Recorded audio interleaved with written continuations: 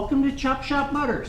My name is Clay, and we're going to dive into a little bit more of what we've accomplished on the 30-day truck build. So if you're just joining us, the 30-day truck build is taking a whole bunch of remnants of 55 F100 and pretty much 53-6 pile of parts and turning them into a truck that might actually run under its own power and go around the block. So we made some progress. I didn't film a ton of it. I really didn't film any of it because it was like really short segments, and a lot of it was late at night where the lighting isn't very good. And so I'll take you and we'll do a walk around of what got accomplished, little details, and I'll show you. Today I'm gonna put the steering column in it. So we'll go through putting the steering column in this truck, and for the most part, I think we'll probably button up the inside of the truck, and that's going to be good. And we'll then look to, bolting on the front fenders and getting that sheet metal squared away. And there's still some mechanical pieces that we need to attack, but I'm not going to be doing that on this video. So that's kind of what we'll dive into. We also have another little side project mixed in. Right here in front is we're going to do a kind of a tune-up, if you will, on 312 white block Ford motor. It was probably a good run-in motor when a buddy of mine got it. It's been sitting dormant for a number of years, and they weren't sure that this motor is going to go into a 39 two-door sedan, a really cool little car. And so they weren't sure what the story was with the motor. They had some kind of previous owner commentary on it and some assumptions. So they pulled the heads off of it. We took a look at it. I'm going to put rings and rod bearings and reseal it and freshen up the heads on it, just so it's a known quantity when they put it in this little sedan. So it's going to be a really quick freshen up. There's nothing too exotic or elaborate that we're going to do to it. Don't expect to find anything wrong with it. The bearings were in great shape. It's been rebuilt. It's a 40 over motor with a 10 under crank. So it's been rebuilt a long time ago, and we're gonna hone it, re-ring it, put some rod bearings in it, put a remain seal and a front seal in it, and kind of bolt it back together and give it back to, this is Jonathan's motor. We're gonna give it back to him, and he's going to do the install. He's gotten a bunch of, or a handful I should say, I don't know that there were really a bunch, but he's gotten a handful of publications that show the install of a Y-block in a 3940 Ford. So we may, if we can, and it kind of depends on timing, but we'll try to give you a peek of what the install looks like too. There's some little nuances because it's not a motor swap that is super common. There's a few of them around, but most people kind of figure it out on their own. Not quite the same as a 39 or a 40 Ford with a small block Chevy that's had lots and lots of publications that have done write-ups on it. So a cool install. It's a neat car. It came out of Tucson. It was Ryan's car, and just a neat car. I think in the end, if everything, kind of the plan is, we'll end up with the dead flathead, and we'll do some work. We'll pull the motor apart and kind of do an autopsy on it, see what's expired, and we may do something that is not so much a rebuild of the flathead, but let's kind of fix what's broken on it or see what's wrong with it. I don't know, we'll do an exploration, and more to come. we've got lots of stuff that needs that could use a flathead, so having a decent one in the camp is a good thing. So let's look at Chopper, this new little F100 build, and I'll show you the progress we made.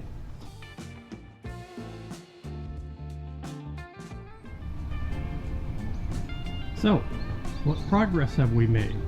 Well, all the progress for the most part has been made on the inside. So, cab's all bolted down and everything's tight that way.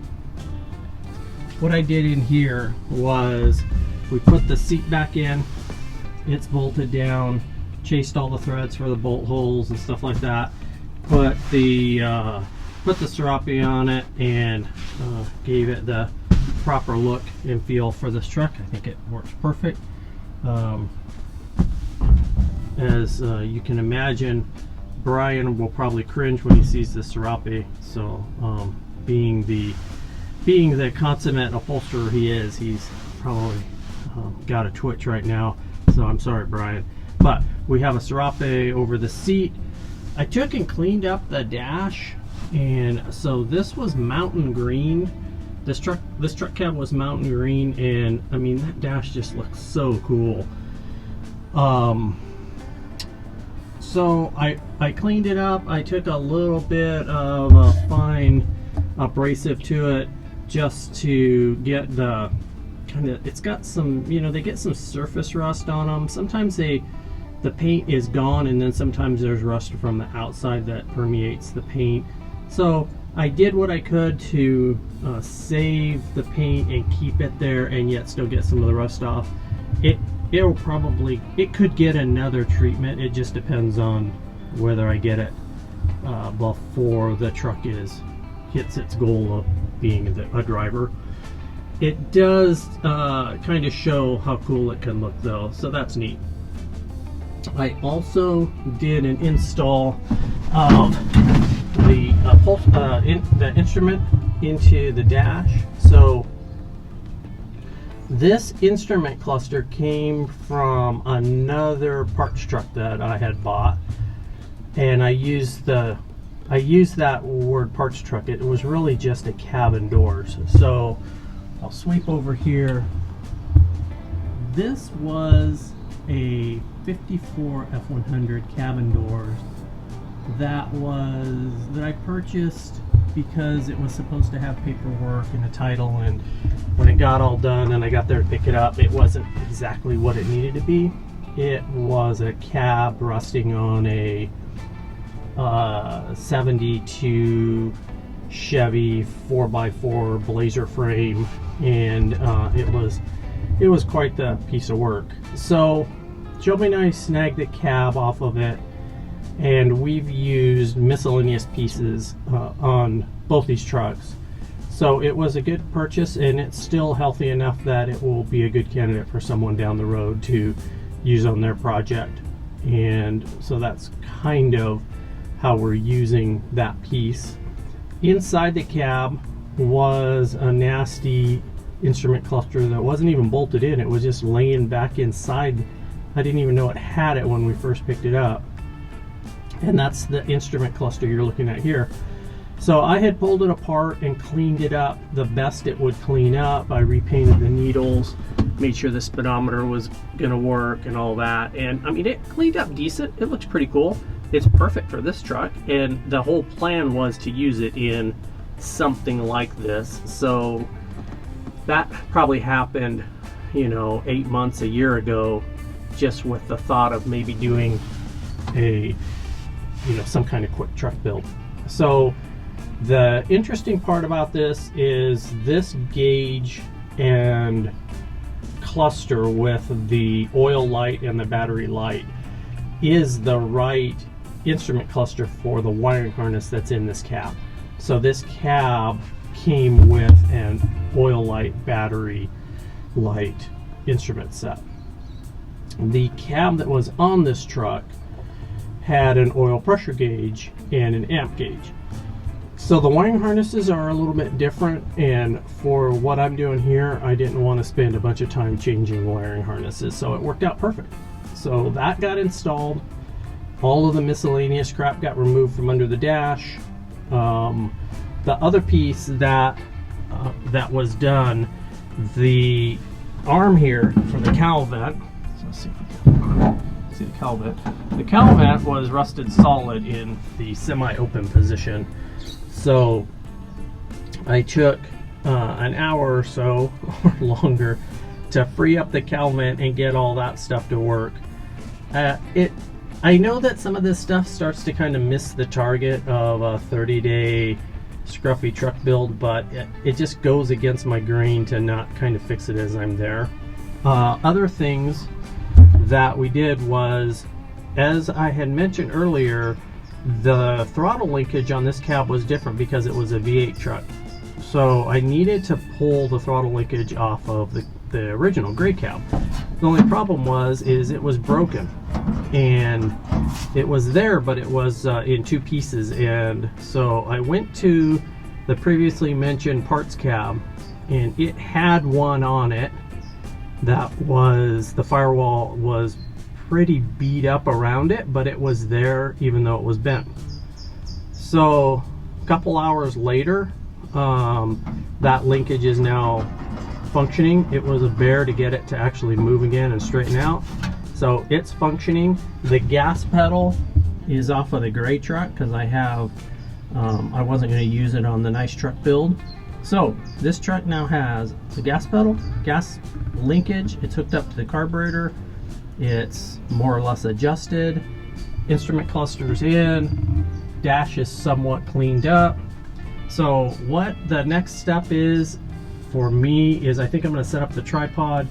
I'm going to fix the balance of the switches here and get as many of those bolted in as I can and get this area kind of cleaned up.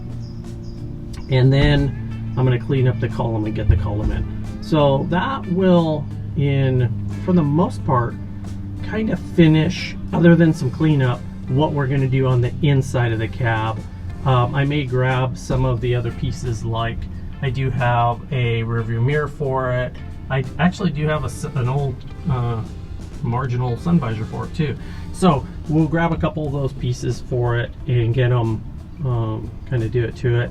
It's pretty light duty stuff, but it feels good when you do it and you feel like you've accomplished something. So let's get you in a tripod. I think you can see everything, kind of see me.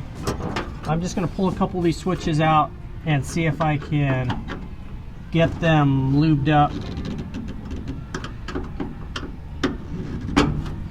They've been in there for a while. They're pretty crusty, so I'm not sure how easy this is going to be.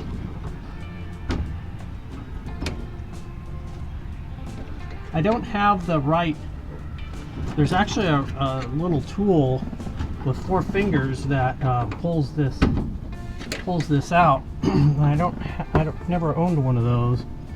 For as many of these as I pulled out, I probably should have bought one.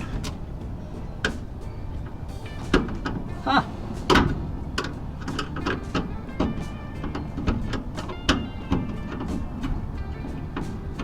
I think it just turned.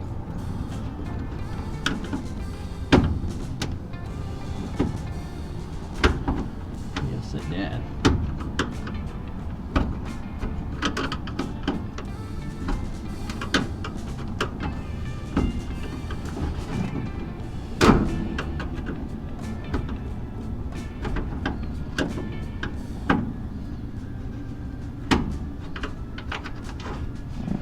Okay, so this is the small little wiper button, which we just want to get this off and out just to kind of make sure that it's free and gonna work. It's pretty gross. I guess that's probably an understatement, right? Pretty gross.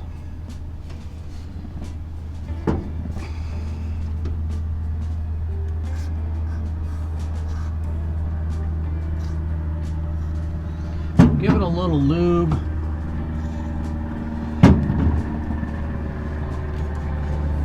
Clean up some of it. I mean, it's the wiper switch. It's not like, you know, we're gonna drive to Maine in it once we get it running, so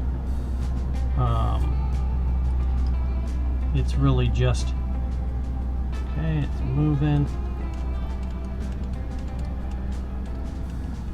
It's really just, can we, you know, have some reasonable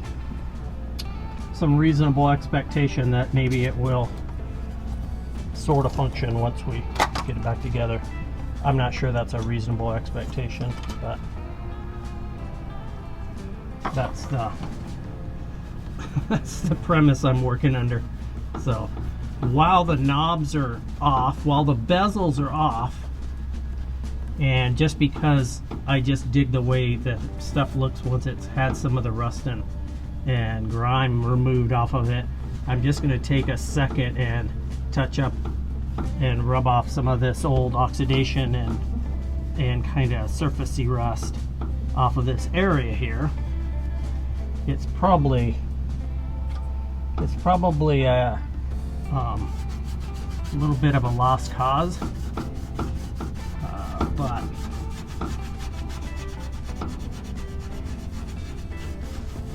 I'm using a little bit of Scotch-Brite and the wax against it as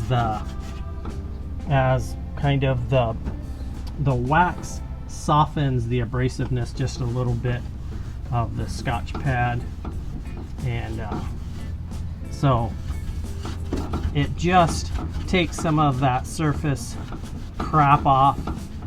Some of it was dirt and light rust. Some of it was, you know, probably dirt and grease and just 50 years of gunk. So, and when I did the first round on it, it was late at night, so no surprise that it's less than perfect. Okay, the other thing I have is I have a box of switches that I have accumulated and fixed and saved for these old trucks. So I'm going to go through and kind of see. Interestingly enough, the wiper switch that I have in here is a little different than the wiper switch that was in the truck. So, you know, there were lots of variations along the way of different pieces that were used. One of the hard parts to find for these trucks, or a hard part to find, is the ignition switch. So usually they've been replaced with something that is, you know, an aftermarket, and that's just kind of the way it is. I thought I had a wiper switch knob in here, but apparently I do not. So I will have to round up a wiper switch knob.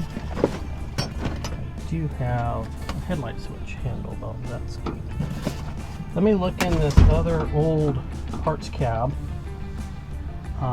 just to see if there's one in there. Get this kind of cleaned up here. Take a little steel wool to this shaft, just so that in the event that we get the knob, it will go on easily. Give it one more little.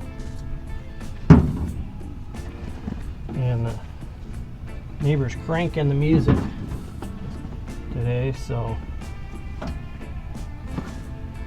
apologize for randomness over the video. I don't have to worry that eBay is going to de-amortize me because I'm not amortized.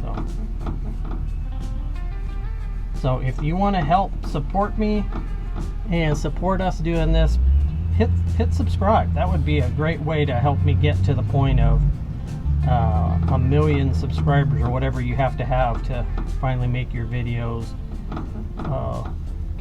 you know, actually amortize your content. So we're a long way away from that. So help us out. Hit subscribe button, ring the bell, that'd be awesome. All right, let's screw this back on. We clean this up about as good as I'm willing to mess with it for this project.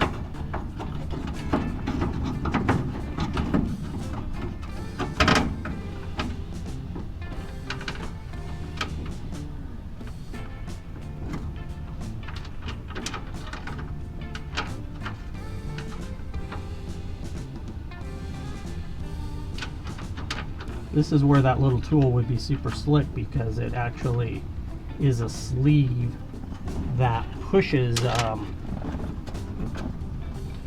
it right on there, so it's kind of nice. But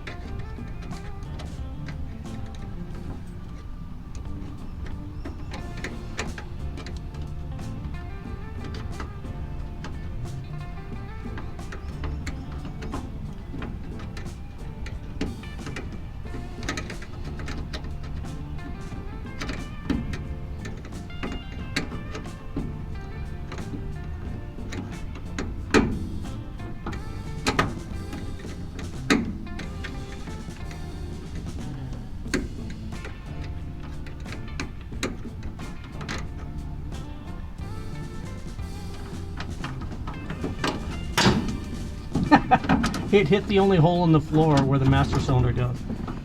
Okay.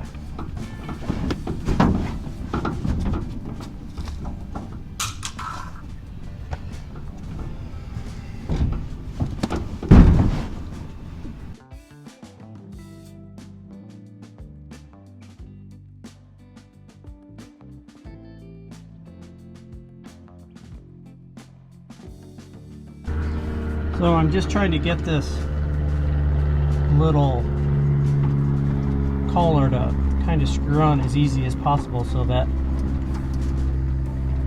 usually these go together pretty easy, but this one's giving me a little bit of a fight, so let's see if I can keep from having to fight it once it's started. Okay. Take two.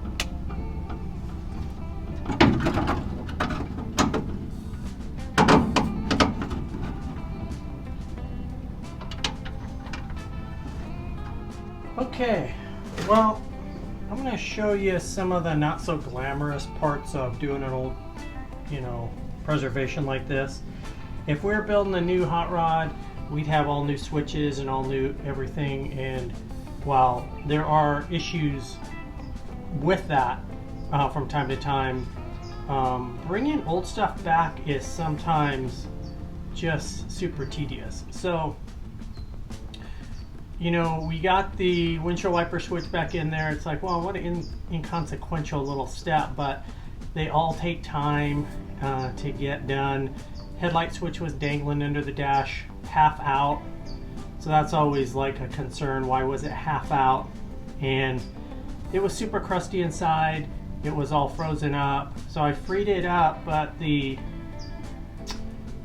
lever for it, the pull knob, wouldn't go in all the way, and so my guess is that inside something's still frozen. So I had a couple replacement switches, but oddly enough, none of them were the same as this. So, you know, they did switch things mid-year and through the model, and the ones I have are different, and so what I decided to do was no harm, no foul. I'm gonna cut this one open and see if I can get it to work inside, and then I'll put it back together. So I'll take you along for the ride.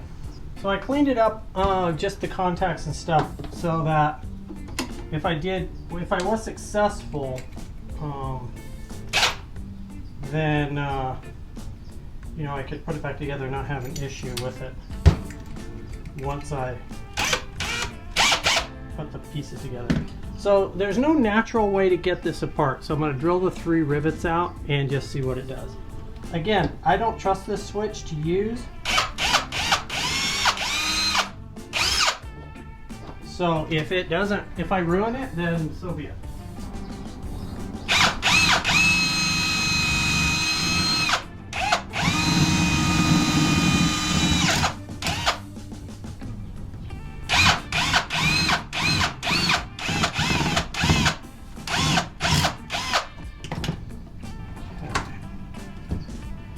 Oh, interesting. Okay, well, that's pretty broken up inside.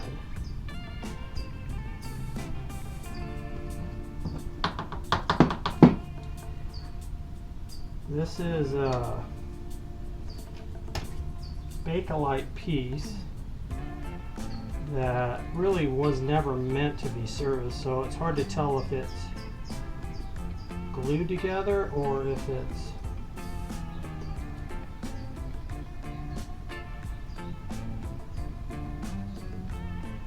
kind of what's the method that holds it together. So let's force it. So there's a really good chance this won't end well. So I'm just sharing that with you right now.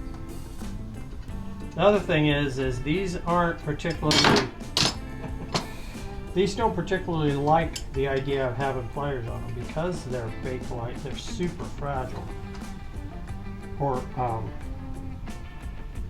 brittle. Well, my guess is that that's probably some of the reason that it wouldn't work. It's filled up with, can you see that?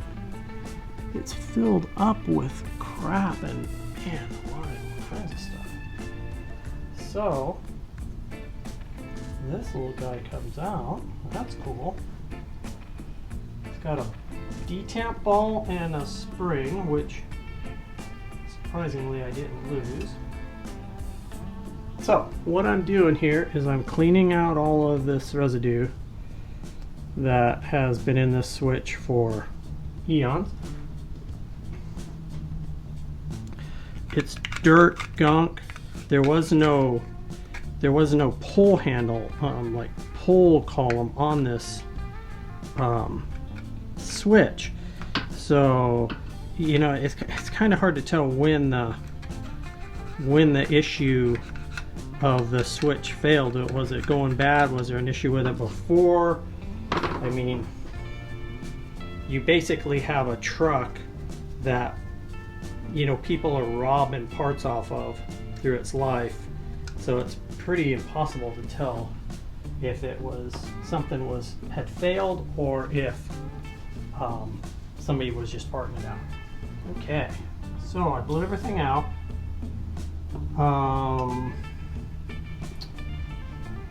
We're kind of at a point where we're just going to clean everything back up and see if everything is working as it should and is lubed up. The contacts inside the switch look good, so that part's pretty good. We're kind of at a point now where the switch looks savable. Can I make sure and put it back together the way it came apart? That would be question number 2.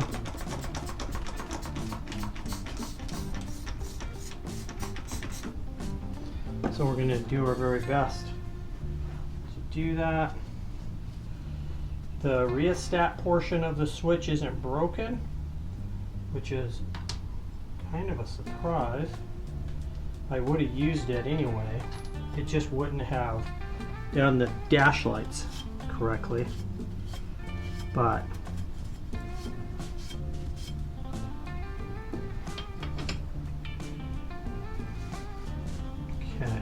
So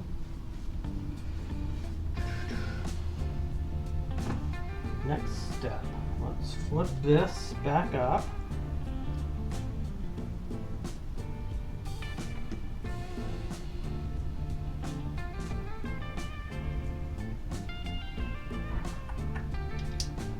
So this guy goes in here and slides. It gets the detemp ball. A little bit of lubrication in here.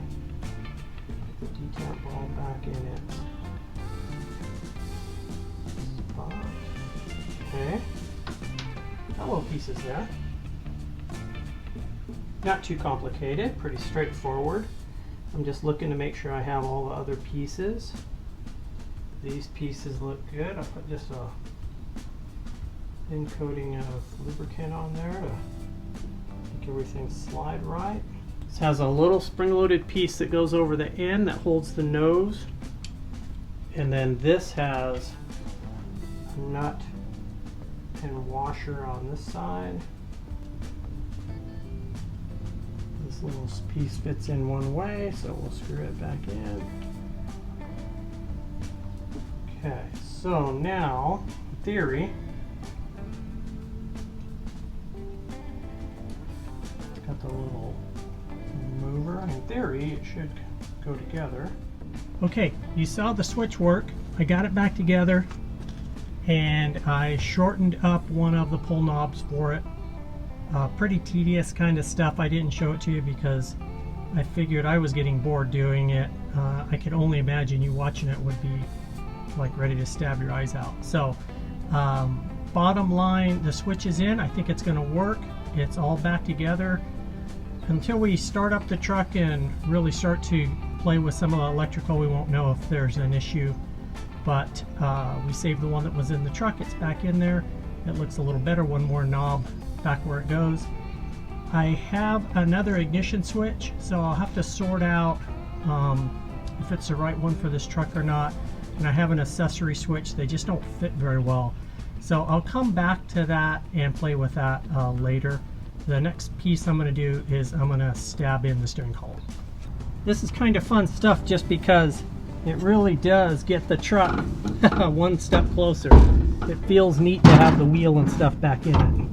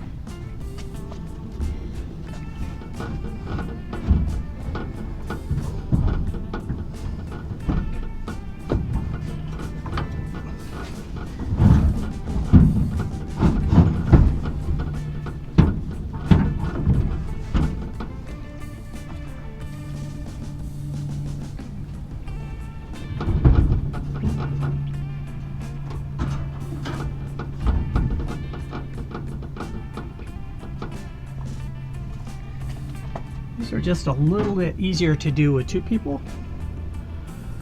So with one, it takes a little extra effort. Okay.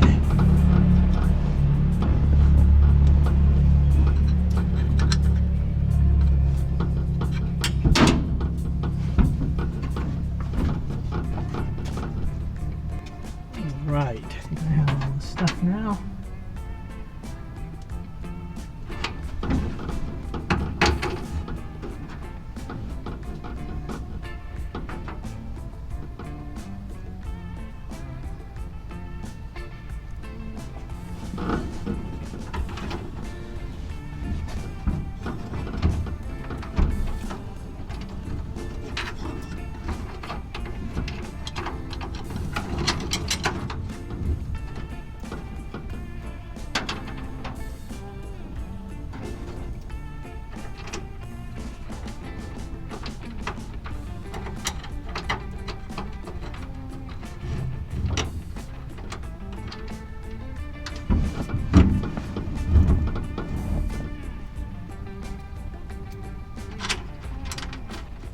like most things, usually a little easier with two people. So I don't have two people, so we're gonna make do.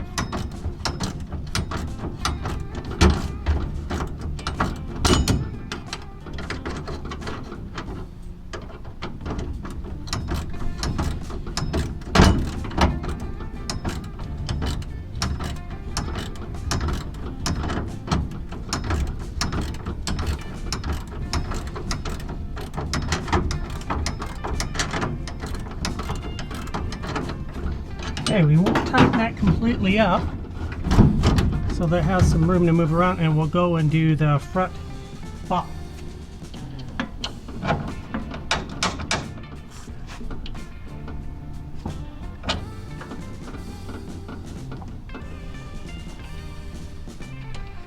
Please use a castellated nut on 2 of them.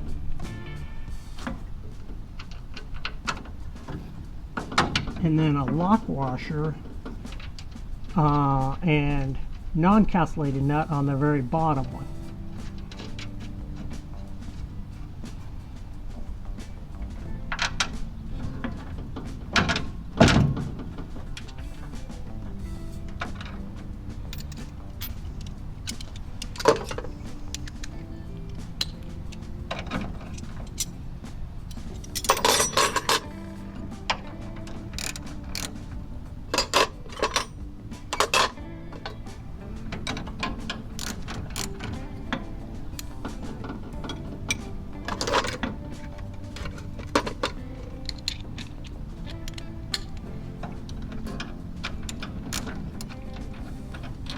Yeah, I'll tell you. Oh, I guess yeah. Okay, 9's a charm.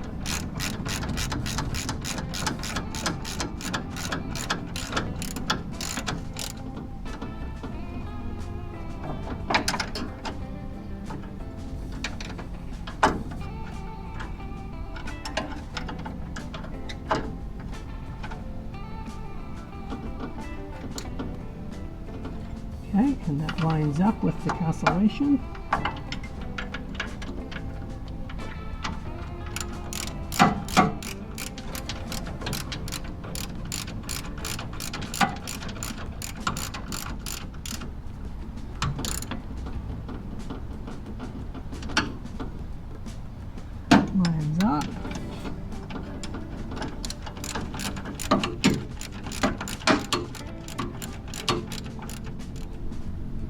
Alright, so let's see what progress we've made.